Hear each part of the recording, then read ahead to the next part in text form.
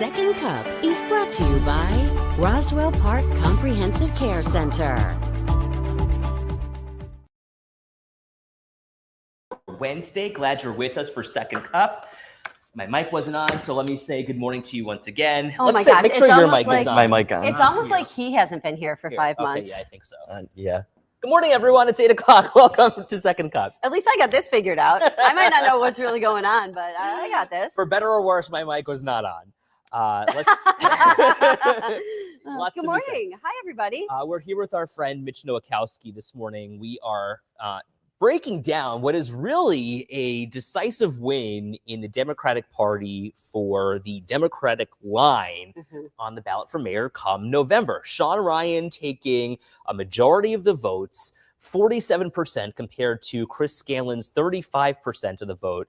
And some things, the way this shook out, is really interesting. So we're talking the race for the mayor of the city of Buffalo, of course. So if you're joining us, we'd love to hear your thoughts on this. And we see Sean Ryan now going to be on the Democratic line. Again, Chris Scanlon is the acting mayor right now, and he'll stay in that position until January. And what I want to point out is that even if you don't live in the city of Buffalo, this election is so important. It's important for so many different reasons. Number one, if you use any services in the city, for instance, you come to Shays, you go to any restaurants in the city, things that you might notice as an outsider looking in are things that we all as city residents deal with on a daily basis. We're talking about the economy. We're talking about the roads. Yeah, potholes. We're talking about things that are quality of life issues that, frankly, a lot of people all around Western New York have to deal with. So we have Mitch in with us this morning. And Mitch, you've already got your own fan club here. Mitch! Hey. Good morning, Hey, says Barb.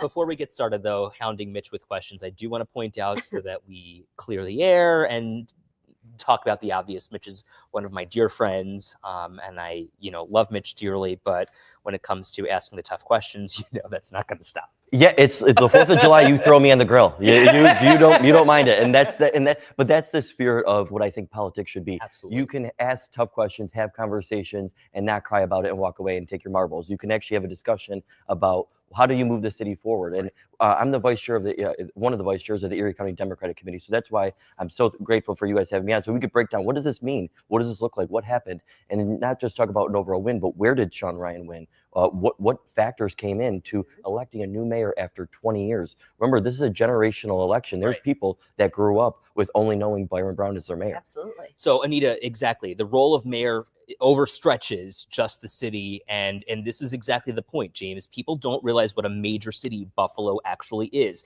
And to that point, Mitch, to have this once in a generation election, it was almost, to me, and we were talking about this at 5:15 this morning, it seemed like it was a referendum on Byron Brown.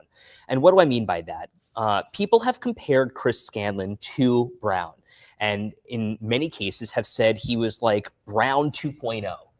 And to see him take such a loss, it was almost as if the Democrats who voted in this primary election came out and said, we're done with that, and we want to move on. Do you think that was the case, Mitch? Do you think that Chris Scanlon had been tied to Byron Brown in people's minds? Because of the council leadership? What is your thought on that? I have an interesting view on that, because when I joined the council, as you know, Byron Brown and I really kind of butted heads, and oftentimes I was on the other side of votes when it came to with Chris on the council, but we always work well together. But yeah, I think that this was a referendum of the city of Buffalo saying, look, we need something new here. It's been 20 years. We want to see things that are different. And ultimately, what I think that Sean is going to bring as mayor of Buffalo is we could take care of quality of life issues, but we can also have vision of where we need to go as a city. We should be competitive. We should have a thriving downtown. We should also fix up neighborhoods at the same time. We don't have to have either or pit people against each other. And ultimately, the senator knows that the first 2 years of his administration are going to be some of the toughest that we've seen. And we should point out that, just because he won the primary doesn't mean that he won the election. We still have November to look forward to. And he's up against a Republican who was at one point running for Erie County District Attorney and lost to Mike Kane, who's now the DA. Felice saying, no matter who is elected mayor, I am cautiously optimistic. Noreen says, I was pulling for Chris, not a fan of Ryan. And maybe Noreen, dig in here, explain your position here. Tell me why you think that, you were not a fan of Ryan. the fact is that many Democrats who voted were a fan of Ryan. So I want to break down how things kind of shook out here, because the way this plays out is really fascinating. It is. And we also have to look at not only, who people voted for, but the number of people who actually came out to vote and where they come from. Okay, so let's bring up this graphic here that Mitch's office was kind enough to provide here, and I think it's really telling. When you take a look at the numbers here, I mean, obviously South Buffalo going all out for Scanlon, about 74% to the 22% of the vote. That's a no-brainer. But then you look at the places where Ryan lives, right? We're talking the Elmwood Village. 75% of the people came out for him compared to 18% of the vote for Scanlon. I mean, this was, in some cases neck and neck, though, especially in your district, Mitch, where we should point out Scanlon actually won.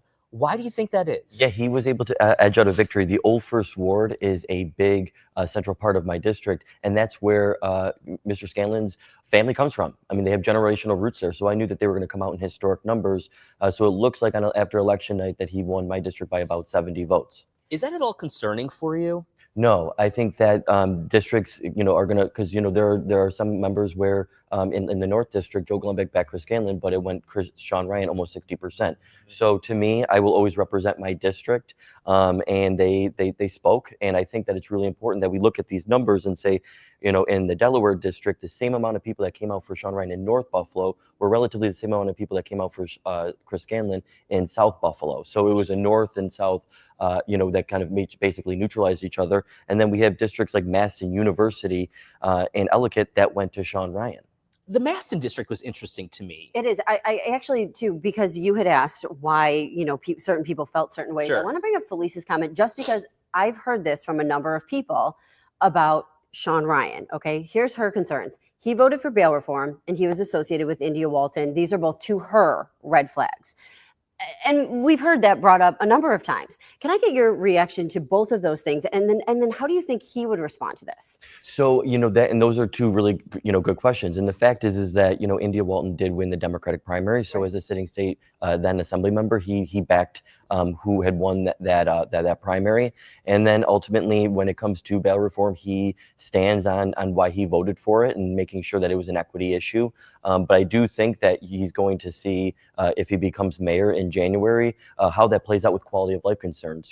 As people know, I've been a victim of the Kia boys a couple times. And so when you start seeing quality of life issues of people getting, tickets and not going into court and it not being really remediated, you're going to see those quality of life concerns kind of play out. So I think that, what's really important, especially people that did not vote for Sean, is that, we want him to succeed, because if he succeeds, then Buffalo succeeds. And so that's why I think that he's going to build a campaign that brings people together in the general election. What I was going to say before is that the Maston district to me was kind of interesting. You consider that Garnell Whitfield lives on the east side. Actually, I think he lives in North Buffalo. Yeah. But his, obviously mom lived on the east side, and Sure. Obviously what happened to him. He's been such an outspoken proponent. Exactly. With the Top Smash shooting, people heard his message. He, had the third highest total votes. But when you take a look at it, it was almost as if it didn't resonate necessarily with that community. Well, let's think about it. $2 million was dumped into this primary. I mean, you needed significant funds to run a race to really get your message out. Right. So that definitely played a role. And, when you think about the university district, I mean, Sean Ryan was able to, to defeat the sitting council member in his own district. And so I think that when you have a message that resonates with people of something new and something different, especially after 20 years, they go to the polls and they vote. And that's why Sean won by double digits. Amy says Walton was ridiculous. It's hard to back anyone associated with her. I mean, do you think this is, because we see like two opposite sides of the field here, right? On one hand, we saw that, in the ads, that it was MAGA and Carl Palladino who was backing, right, thank you, Chris Scanlon. They On the tied other him hand, to Palladino, right? Mhm. right, now Ryan is tied to India Walton. So, They were used as political footballs. Sure. Yeah. Is that almost like an albatross now moving forward? I think that dissipates. I think that when people run the race, they're trying to create a narrative and define their opponents, and they're trying to show, maybe where they might be aligned. But the election is spoken, and it's time to move on from that rhetoric to say, hey, what are you going to actually do for the city of Buffalo? Let's think about it. Does Sean Ryan have a different snow plan of how to come up and remove our snow? Is he going to buy new equipment that can go down one-way streets? He's a strong preservationist. So are we going to see, slumlords be able to have a death grip on our built environment? There are going to be a different change. And I mean, when you think about it, when politicians get elected, it's who they surround themselves with. What commissioners are going to be the head of the departments leading those city departments. And it's going to be a change after 20 years. That's a great point. Can I ask you too, because he's talked so openly too about, and so have you, about the fiscal issues in Buffalo. Yeah. Should Sean Ryan be elected mayor, what steps would you see him taking there? Because, he's been asked, would you look for a control board? How would you move forward financially? So I know, you obviously have spoken so often about finances. What would you see moving forward there? And do you see a control board in our future? Well, so, I've had frank conversations with the senator about this. And, the first thing I want to point out is, even though I did endorse the senator, the council has its own independent prerogative, and I have no problems clashing with the mayor and protecting the council's, role and making sure that we're independent branch. But when it comes to our fiscal issues, he's going to have to make hard decisions. I do not see a way where you don't make more significant cuts when it comes to even internal staffing, and to move forward and to truly analyze, is this parking ramp sale the smartest thing to do? Is deficit bonds the appropriate way to level off so that we don't have large, steep tax increases? So there's a lot of dynamics, and I want people to know is that, especially in government and politics, it's fluid. You can't just say one thing and then it's going to be gold. 3 weeks later. I mean, this is a situation that's going to keep continuing to develop. And that's on both sides of the aisle too, right? It's not just a Democrat issue. It's not just a Republican issue. People run on certain things, and certainly we hold them to their campaign promises. But once they actually take that seat in the second floor, they get a much broader perspective of what's actually happening, where our finances stand, and where the issues really are. Marguerite says Ryan's commercial said he would fix the damn potholes. That would be a miracle. Felice says we need a mayor who stands up for all the districts of our beautiful city. And to that point, Scanlon has said that he wants to be that person. But now he has an option. He has an option to run on that independent line. And he needs to make that decision relatively soon. By Friday. Does he run as an independent? So I think that, if, my message to Chris would be, is make that decision if it's true to you. Because when you're in elected office and you're running a campaign, there's a lot of people that are really in your face saying, do this, do this, do this, and giving you information. So I want him to take a step back, take a moment and see, is this a viable option for him to go into the general, or do you just bring people together so we can move the city forward? So we asked the council president, or the former council president, the acting mayor, Chris Scanlon, about just that. Will he run as an independent? Here's what he had to say last night. Talk about that right now. Tonight I'm just focused on thanking all my incredible team, my supporters. There's a ton of people here tonight. Just want to make sure I get to each and every one of them to say thank you for the time and effort that they put into this campaign. I think that it's important to note that he gave up a significant part of his life. I mean, running for office is not for the weary. I mean, and he has young children. He gave up a significant portion of his life, and I think that he's probably going to make a family decision over the next couple of days. And Mitch, just logistically, because we had asked you this, right? Talk about what happens. Okay, so Chris Scanlon remains the acting mayor until January, and then whoever wins the mayoral race, should he run, whatever, would become the mayor. What does Chris then do? So the city charter, the way that it's currently written, says that the council president, the acting mayor, returns back to the common council for their unexpired term, which we would have 2 remaining years left. But the council, since we have 4-year terms, reorganizes every 2 years. So elections for council leadership will begin in January if Chris is to return to the chamber. So he wouldn't go back as president of the council. He would go back and then we would elect a new president, potentially him, right? But you would go through the whole process again. Correct. Can I just double down here? So realistically, if Chris Scanlon decides to run, I mean, that seems to me to be a problem for the Democrats. Well, we always talk about, right, if there's another candidate, right, that maybe ran on whatever line, does it split the vote for right, that well, party? That's what I'm saying here, because, right, there's a Republican who's running against now Sean Ryan, for that second floor office.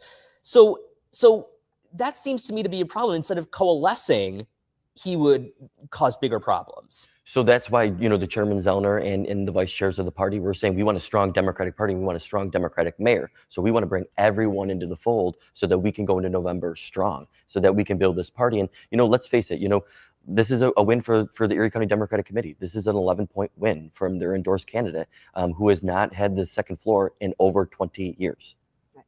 This is kind of interesting here. I was just going to bring up Teresa's comment. So Sean Ryan going forward will now have to really say what will really be his agenda, not just potholes like on his commercials. Now I have to say that pothole commercial, it drew your attention, right? Because he's in the car and then he bounces. And as soon as we're talking about it, and I was mentioning to you, and you go, "Oh, the pothole commercial," like, right, exactly. So we see these are key and very important things to people. But has he laid out? And could you tell us what you've talked to him about? What his particular agenda would be? I know you mentioned housing, but what else? And I've told him too, is, being a senator is a lot different than being mayor. Mayor is nuts and bolts. You get people at your office saying, high grass, there might have been a shooting. There's an emergency here. What do we do during storms? So it's really nuts and bolts in addressing municipal level issues. And I know that when I've had, discussions with him, especially about the priorities in my district, it is in infill housing. It's, street sidewalks, it's curb, it's infrastructure. It's, what do we do with our urban core? How do we make sure that taxes are equitable for people so that they could stay in the city of Buffalo? Mind you, the next mayor is going to have to negotiate police, fire, and significant labor contracts in a fiscal deficit. So the issues that are going to be to the next administration are mounting. One of those contracts, and this is kind of just jogging my memory, I mean, we've been talking about this now for almost a year, that AMR contract with the city of Buffalo. The city has been operating with AMR without a contract for years now, but now, I mean, it was first brought to our attention a year ago. Where does that stand, and where do we go from here? I mean, this is something that you were really passionate about. Yeah, and I've really been, that's why I do want to say is, I did, Chris and I get along and we work well governmentally with each other. So I've been pestering the administration of what are we doing here? Let's get to the table. We have to negotiate with AMR. The fact is that the city and AMR are in a dispute because they don't want to pay a franchise fee to operate in the city of Buffalo. And the city of Buffalo is saying, wait a minute, you have to pay us to operate on our city right of way. And that's gotten stuck where we're in a dispute. So let's face it, a new administration would then impose and put in a new law department that would be negotiating these contracts. And they mimic the view of whoever the mayor is. Okay, so we know we have AMR obviously up right now, but you're police next year. Fire as well. Anything else? And I think white collar and blue collar will eventually come up. I mean, those are big contracts in the city. And when you think about it, we want the city of Buffalo to be a competitive employer. We want great employees to then help run the city of Buffalo. So we need competitive wages. And sometimes I don't want to speak in a double negative, where we were in a fiscal crisis, but we're also, when I look at some of these positions, how are we getting away with paying $38,000 if we want for people that are going to work and take care of our animals in an animal shelter? Minimum wage is $38,000. We need competitive wages so we can bring people in the city of Buffalo to help build this city. The folks who volunteer at the animal shelter also took issue with a lot of Scanlon's stances, I guess, or initiatives coming from the second floor office, and they wonder if we could find a better place for the future site of the animal shelter. They also wonder if, there was some backdoor dealings between Scanlon and Ellicott Development.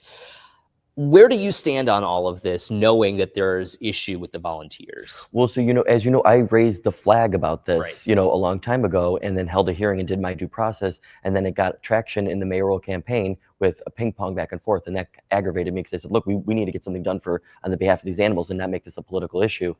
So that, in my opinion, that lease hasn't been ratified by the Common Council. And if a new administration comes in, they have the prerogative to submit another proposal to the Common Council. So this is really, this is not set in stone. Right. I was going to say, right, because it seems like we have this whole concept and people are, okay, but something could change. Something could change. There's no contract that's before the Common Council that we are disposing of any real property or that we're purchasing a new one. Which also begs the question of timeliness. This has been in the news now for almost a year as well.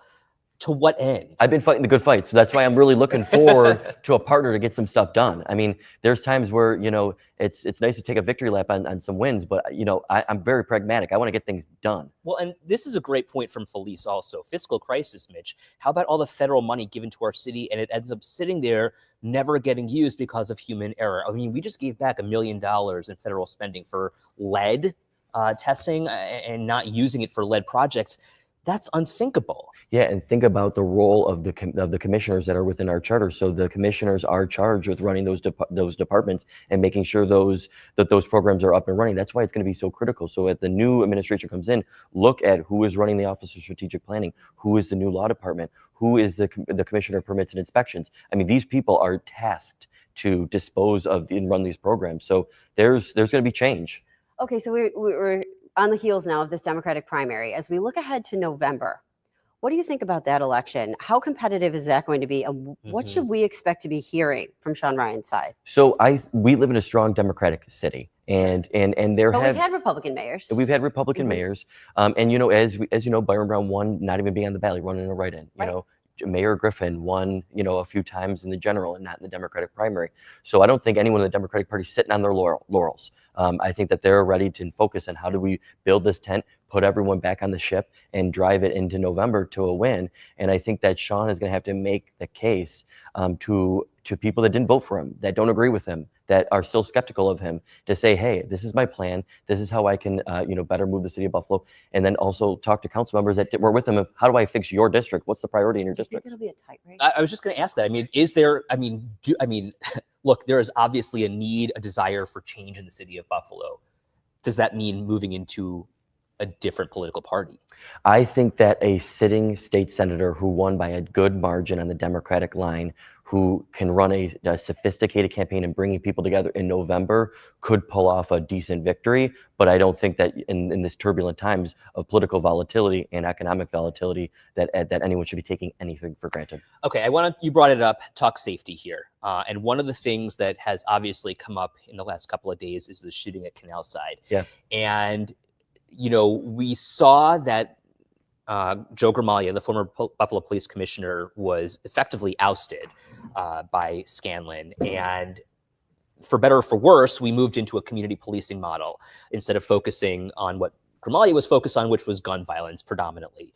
And, you know, while he says there are so many more foot patrols and Canal Side is one of the most patrolled areas, I wonder what you think of all of this, because on one hand, we were so focused on gun violence. Now we're kind of taking a softer approach in community policing, which isn't a bad thing, but yet we still see something like this happening. So what is it doing to prevent this kind of violence? Yeah, so the first thing is I represent Canal Side, and I have absolutely zero tolerance for violence. There's no excuse, you know, even if you're a young person, there's no excuse for it. So, but I do want to reassure people is that the Buffalo Police responded in a minute to that shooting. I mean, and that is because of the new approach that BPD is taking in the neighborhood approach of getting out of your vehicle and start patrolling these neighborhoods.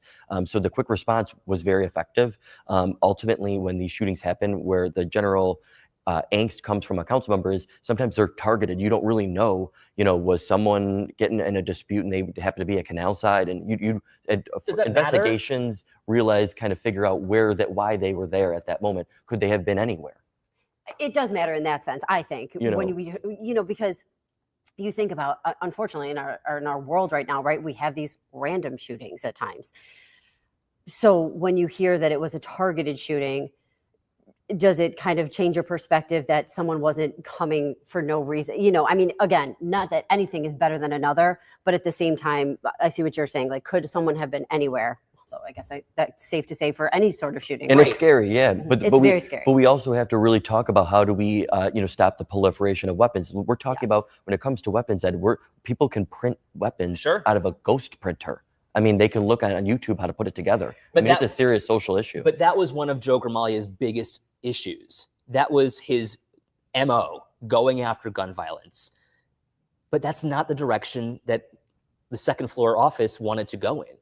Do we have a problem? I think that where I see in City Hall is sometimes it's always either or. We can do both at the same time. We can walk and chew gum. We can come up with a plan on how do we take illegal weapons off the streets so that we don't have them in distribution, but then also have a neighborhood plan. Because let's face it, I've had I've had 2 murders in my district in Allentown of my personal friends, and Allentown residents have seen, vagrancy, increase and the increase of a lot of issues, and they are very happy to see the patrols in their neighborhoods and to see people on the street. And I think a lot of people are. I think, the idea is to put minds at ease, but it has to also then prevent at some point. Yeah.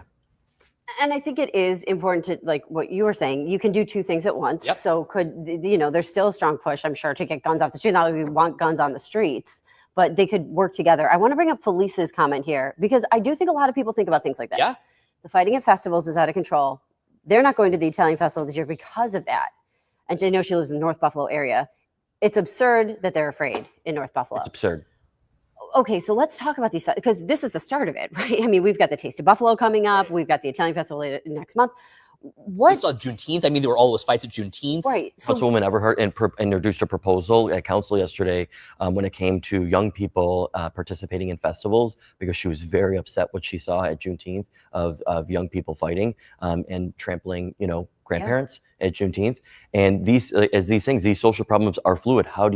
Is there just one quick answer to do it? Or do you say, hey, how do we come up with a systemic plan to make sure that people can enjoy the city of Buffalo, enjoy the festivals without, having violence? well, and with some festivals weeks away. Okay, so a systemic plan, yes, ultimately great, but does it have time to get into place for these next few weeks? So what can you tell people as a council member who want to come into the city of Buffalo, or maybe are worried about going to these different festivals? What's the plan? Is there a plan to keep safety in mind there? There is. So current Commissioner Alfonso Wright, who's over a 30-year veteran in BPD, when I first met him as a council member, he was the chief in Charlie District, and we had worked extensively together, has a plan for special event plans. And how do you build in having other agencies help the Buffalo Police Department? Is it having other agencies come in and have an emergency plan? It's ultimately, when you have a festival, you have to submit to the city of Buffalo your safety plan, your proposal, how to close off vehicular traffic, and making sure that it's conducive to everything in emergency services. We're going to have to pause in just a second for Josh to do his forecasting. So I just want to point that out because it's a hot one and we want you to hear the weather. Let's pause for Josh. We're at 8:27 and we're taking a live look here at the 290 between Main and Sheridan. Traffic is moving along nicely here in both directions. No incidents, no accidents to tell you about at this time. We have had some slow going, though, in some spots. The temperature right now at 74 degrees, the dew point at 68. The breeze is coming in out of the southwest at 5 miles per hour. So it is pretty tropical out there, safe to say. We're at 75 in Dunkirk, 73 right now in Oleana, and 74 in Wellsville, and it feels like it's in the mid-70s. We certainly have quite a bit of humidity in the air, and that's going nowhere fast. We've got a tiny little shower that is popped here on Super Doppler. It is tracking from Niagara Falls just to the north side of Buffalo, so you might want to have an umbrella handy for that, but it won't last long.